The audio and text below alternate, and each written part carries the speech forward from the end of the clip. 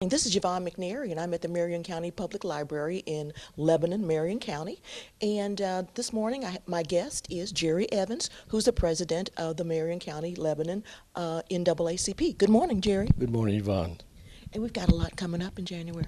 We do. One of the events we have coming up is the Dr. Martin Luther King March or Parade, however you care to refer it as, which will be on the 21st of January. And the march itself will begin at 2:30 p.m. Starting point will be the post office on Main Street, and the route of the march will be down Main Street to Proctor Knott, turning left on Proctor Knott, turning again left on Mulberry, and then going approximately 2 blocks to Lebanon Baptist Church, which is on Mulberry Street, and that is where the Martin Luther King program will be held. Okay. Tell us a little bit about marches, though. Dr. King was heavy into marches. He was that. Some of the more famous marches he's known for was the one that took place at the in Washington, D.C., where he delivered his I Have a Dream speech. And Dr. Martin Luther King marched in a nonviolent manner, which I'm sure most of us are aware of. And he marched for the purpose of trying to make this world a better place in which to live. Just in a brief synopsis of what he did or what his marches were all about. Okay. And the NAACP is sponsoring that this year. They are sponsoring it, and they're sponsoring the march. They're also sponsoring the program, which will be graciously hosted by Lebanon Baptist Church, where Dr. David Whitlock is the pastor. And we're very pleased that we're coming together as two forces in the community, the NAACP and Lebanon Baptist Church. Also, First Baptist Church, where Reverend Tommy Calhoun is a pastor, will be a part of the services that day. Okay. Now, I know you have a program after the march at the church, and who's your speaker? Our speaker is a professor from University of Kentucky, Dr. Gerald Smith. He also is a pastor in the Lexington, Kentucky area. I'm not sure which church he's a pastor of. But he's the author of several books. One of the most well-known probably is the Kentucky African American Encyclopedia. He and two others authored that book, and it's a well-known book. I have the book, and it says some very informative information in there about some of the accomplishments, achievements of African Americans within the Commonwealth of Kentucky. I've met Dr. Smith on previous occasion. In fact, I had the pleasure of listening to one of his talks a few months ago, and I was just markedly impressed. I would encourage each and everyone to come out and listen to Dr. Smith. If you can't get out for the march, come into the warm confines of Lebanon Baptist Church and hear this man speak. He's an excellent speaker. Now, what is his connection to Kentucky? I believe he was born in one of the southern states, but he has been a professor at University of Louisville. He also is a professor at the present time at Campbellsville University, where he and Dr. Whitlock, I believe, met. In fact, Dr. Whitlock was instrumental in getting Dr. Smith to be our speaker on that day. And as I said, he pastors a church in Lexington, Kentucky now, and also serves as a professor at the University of Kentucky now. Mm-hmm. Wow. So he's got a bit of a connection with Kentucky. Very much so. All Very right. much so. And when you listened to him, when his program that he had earlier that you said you attended, did you find out anything new that you didn't know? No, just kind of reinforce some of the things I already knew. He spoke extensively on race relations and how they have progressed over the years and how we've made some gigantic strides. Also how some of our attempts have been frustrated. Mm-hmm. And just tried to give us an overview of how we go about making this world a better place in which to live. Okay. Now, we talked about this being Dr. King's birthday celebration. Approximately how old would Dr. King be this time? Well, coincidentally, I did some research, and I found out that I thought he was about my age, but actually he's about would be, were he living today, mm-hmm. about 5 years older than I am, because he was born in 1929. Mm-hmm. All right, then. Again, tell us a little bit, not a little bit, but tell us what that route is for the march, for those out there who want to get involved. It's a very short route. For those that feel it's going to be extensive or overly demanding, it is not.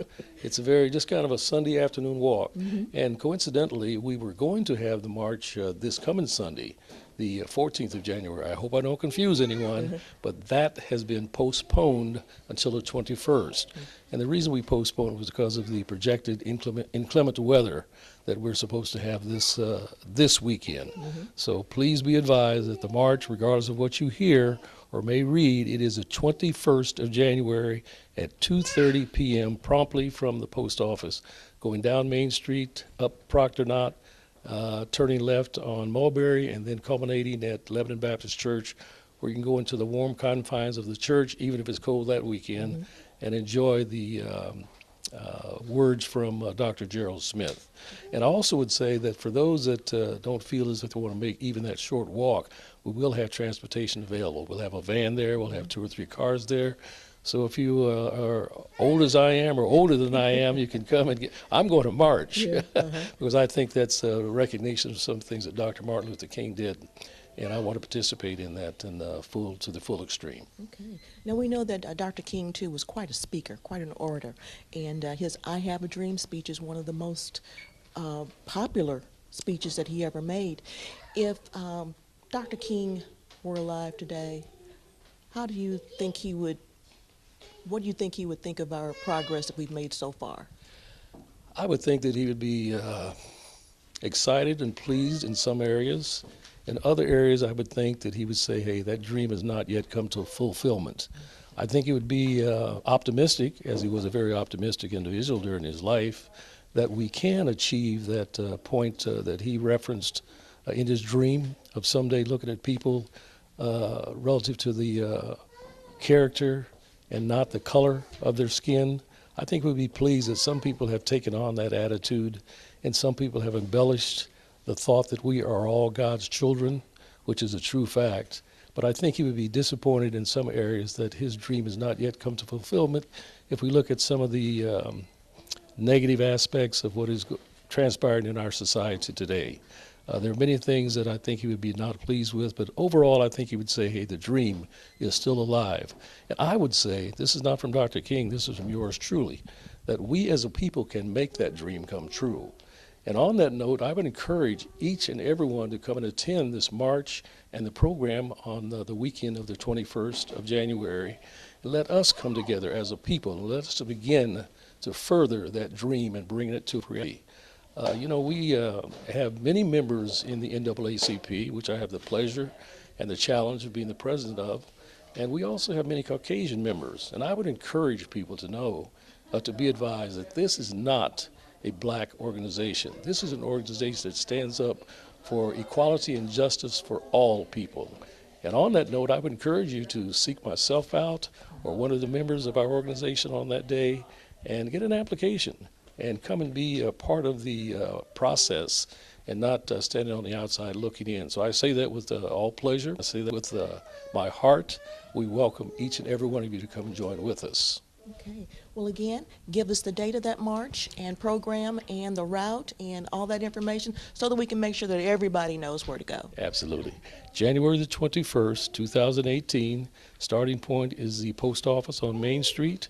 Going down Main Street to Proctor Knott, turning left on Proctor Knott, and then turning left again on Mulberry, culminating at Lebanon Baptist Church, where there will be the guest speaker and also music that day, too. Lebanon Baptist Church is going to provide musical. First Baptist Church will have 2 choirs there, and Dr. Gerald Smith will be the speaker. And, I want to say this, too. We will have light. And I emphasize light, because don't come looking for a filet. Come looking for some cookies and punch and some cake. So hope to see each and every one of you there on the 21st of January. If you have any questions, you can feel free to contact me. My number will be listed in the Lebanon Enterprise. It'll also be broadcast on the local radio station. And as Jane Higdon said one time when I told her who I was, she said, everybody in town knows you, Jerry Evans. So this is Jerry Evans extending an open, heartfelt invitation to come and participate in the program and consider becoming a member of the NAACP. All right. Listen, thank you, Jerry. Thank you, Yvonne. Okay. This has been Yvonne McNary for Central Kentucky Television.